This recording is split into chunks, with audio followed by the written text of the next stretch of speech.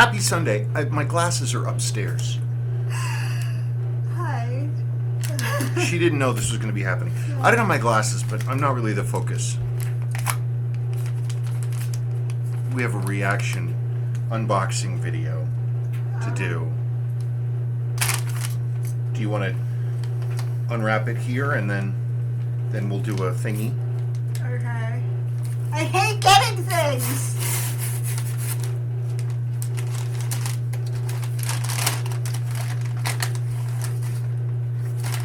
I didn't look. I didn't pay for this.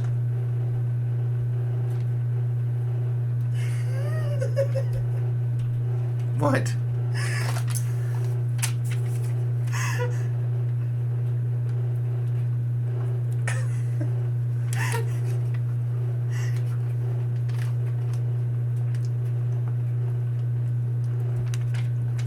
Okay. I guess we should do hands. Hands? Okay. Hands. Okay. Here we go. Orient.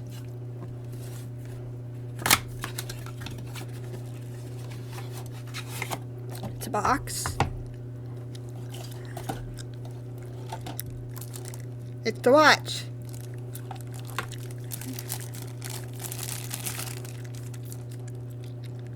Where am I? There I am. You're right there. Here, look. It's gigantic. Is it? It's supposed to be only 40 millimeters. It's the same size as my sub. It's the same Oh. size as your sub. Okay. I like that it's rose gold. That was part of the point. Oh. So yeah, it's the same size. Literally, it's the thing is like the Right. that Bauhaus watch that you like. Mm-hmm. Gosh, I can't remember the name of it. The crystal's really big, so it's going to look bigger, but it's literally the same size as your sub, and in fact, it's thinner. Okay. Do you want to know why? Yes. Well, a while ago, somebody said, you should get an Orient. And I'm like, what the hell do I know about Orient? I'll make a whole video about this. But this, something I learned, I didn't know this. Seiko, they had a whole bunch of very popular designs in the mid-'60s for their movements. When they did the whole Dani and Sua thing, they shifted off a couple of those movements to their subsidiary company, Orient. Okay. Orient is part of Epsom. Epsom is Sua. So underneath... Wait, Epsom like the salt? No, Epsom like the printers. Epsom. Epsom. So underneath the hood of this thing is a super modified, upgunned Seiko 6619 movement. Okay. So inside this movement is to the old 6619 like a modern Seiko diver is to the original 7005. Rose gold, automatic, and I'm going to be very curious to see how the numbers do. But anyway. Okay. So that's all you have to say about that, huh? Mm-hmm. Okay, folks, I'm going to do her... Okay, stay with me on this one. I've got to put a preface in here. So, the modern version, this is a 7000 series watch. And the 7000 series goes from... Well, if I could find the thing I'm looking for, I could tell you. All right, it took a little bit for me to get myself organized. Stay with me. This is going to be a little bit of a reach. Seiko has some old, long-lived, different movements. For example, as I try to clean this off, this is an SARB 033. That's a 6R15 movement in there. A poorly running one, I might add. But this is a relatively new movement in terms of it. It's got a different number, it's got different jeweling, it does hacking, hand winding, all that cool stuff. But this movement, this 7000 series, started life as the 7000 series. There it is.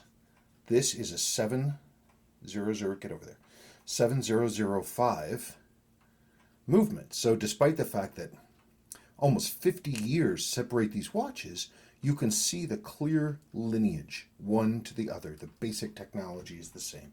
And Seiko used this 7000 series all the way from when it was invented, which was in the, late-ish 60s, all the way up to today. Now, before the 7000 series came along, before the 6000 series came along, Daini and Sua, before these two split, there was the 66 series. This is a 6619. This is a MACV SOG 6619 8050. The 6619 was a pre-Sua Daini movement. Seiko used it a lot. For most of the 60s, they used it. Slow, 18,000 BPH, but extremely robust, strong, fully jeweled, quite accurate. This is junk movement, so don't worry about that. Junk-ish movement. They're really good movements. They're good movements. So I've been thinking about, since I restored this one, how nice the 6619s were. How nice they were. And then, I don't know if I remembered being told.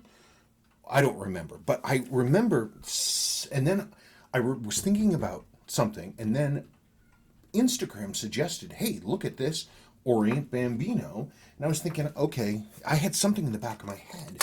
And then I looked at a picture of the movement, and I said, wait a minute. That's a 6619. This is a brand new movement with a 6619 movement in it from the 1960s. Get over there.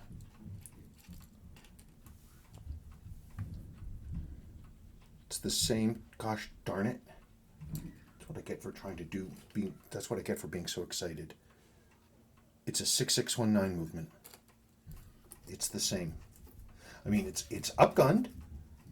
It's updated. It's but the basic essential layout is the same. What Orient did is they did the same thing that Seiko did with the 7000 movement, is they took the basic design and they improved it. They added hand winding, hacking. They increased the BPH to, I think, 21,800 or whatever it is. And they so it's basically this lovely old 6619 movement upgunned and made super nice. So this is an Orient Bambino 2 in the rose gold stainless steel. Now here's the kicker. Here's the killer. You guys know, because you've heard me complain about this endlessly, you know about Seiko's problems, their QC problems, with their stuff. Like this is a SARB 033. It barely runs. It has almost no wrist time. It barely runs. And you either have experienced this yourself or everybody else has. Brand new Seikos out of the box with problems. Okay. Well, here's the thing. This is a different movement lineage. This is the pre-Daini Sua. It's an upgun 6619. And here's the cool thing. All modern Seiko really is Daini. All of it is Daini. It's Daini stuff dressed up like Sua. This is actual Sua. And something I did not know about Orient until like last week is that Orient is part of Epson. Epson is Sua. So this is, in effect, a Sua Seiko. Now here's the fun thing. We've had this here now. It's been running for, there you see it hacks. It's been running for 20 minutes or so. Okay. Let's put it on. Okay. The time. So you remember with brand new Dainis, we see like anything after the A balance, any of the new stuff we'll see beat error, we'll see ragged accuracy, we'll see low amplitude, we see decreased performance pretty quickly. Often we see this. So let's find out together. Hang on. Okay, mute it. Let's stop. The 6619s, I run it the same as the other 6000 series, so 54.5. I don't know that that's correct for this, but that's what I'm going to put it as.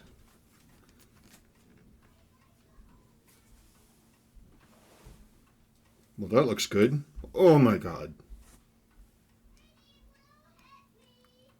Oh my God.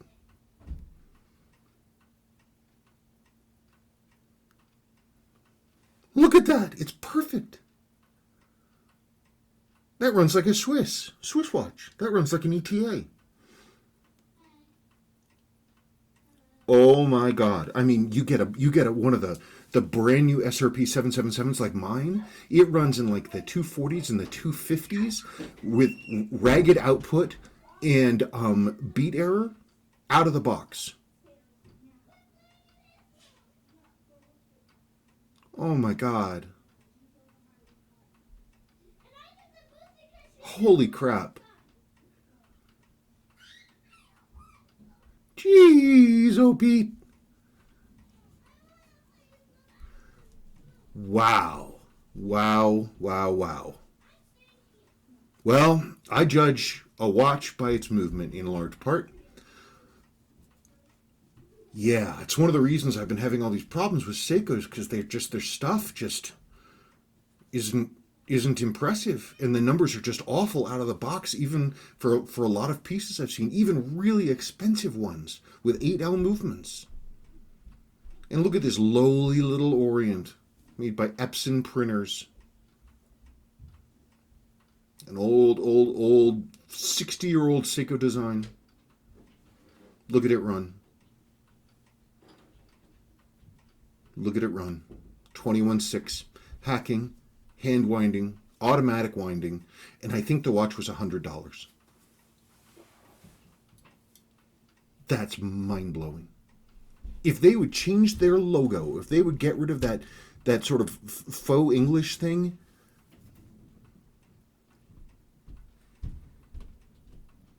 that's unbelievable. That's unbelievable. That's unbelievable. So, the great thing is, the guy I worked with here in town, 80-year-old master watchsmith, he said, the great thing about this job is you learn something new every day. 6619, Super 6619. Unbelievable. Return of the King. So, it just goes to show you that judging a watch by the logo on its dial might not be the best idea. I cannot believe that there's a 6619 underneath the hood on this thing. And then it runs that well. With hacking and hand winding. I mean, this watch literally was $100. I think it was maybe a little over $100. How much is a SARB 033? How much were they new? $500 or $600? And this one, the original owner of this, said it never ran right. I've always been a Sua fanboy, and I'm not breaking any patents here. That is amazing. That's amazing.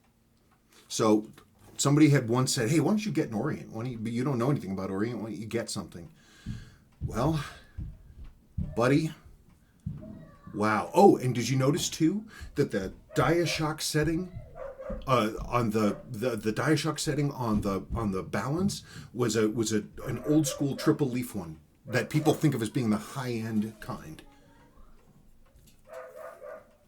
This thing is only 40 millimeters. It's significantly smaller than that thing. It does have a spacer around the back to give the case a little more heft, but it's still only 40 millimeters. I bet this thing's just going to be an exquisite timekeeper. Well, there you go. Orient Bambino 2. I'm shocked. Okay.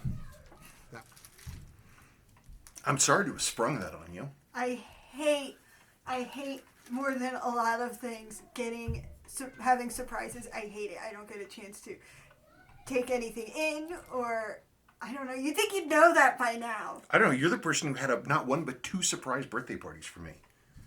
Yeah, but you're not me. I hate surprises. Anyway, I am complete. And don't think that you have to like it because I'm all excited about it. Okay. I haven't even had a chance. I was looking at it through a phone screen. I don't even think I held it. Yeah, it's got that whole side-to-side crystal thing, that whole big long dome. I can't believe the quality of the movement, though. So what are they doing right, huh? Epson, or dare I say, Sua? What what are they doing? What are they doing right? That you can get a brand new 8L limited edition $5,000 watch made by Dynie, and it has low amplitude with beat error and a ragged signal. $100, and it runs. It runs like Swiss perfection. This thing runs better than this thing run right now. It's running as well as any Rolex that we have here. Literally, that's not an exaggeration. Literally. Anyway, it's rose gold. It is. It is rose gold. I don't like the logo. That's the problem. I know. I'm gonna work. I have the same issue. I've never liked the Orient logo, but I am going to work to get over that. Because I always say that I judge a watch by its movement. And boy, this thing has got one hell of a movement. It's also, this is a complete 60s design. So it's true to itself. Well, the reason why I said it was ugly was because of the logo, because I hate the logo. Yeah, also, I've never actually liked fake alligator straps either. Well, that's easy to fix. Yeah, that is easy to fix. I'll pull that off and we'll go from there. And it says genuine leather. yeah, of course it's genuine leather, but I just think that I like things that look like what they are. So this was not actually made out of an alligator. It was made out of something else and then made to look like an alligator. So I like straps that are correct to themselves. It needs a black strap, but we'll see. That's a timekeeper. That's a timekeeper. That's something. Okay. Sorry for springing that on you. It's okay. All right. Well, it's Sunday. They're having freaking meltdowns and going bananas. And that'll be the end of that. So, impressive. Okay. Bye.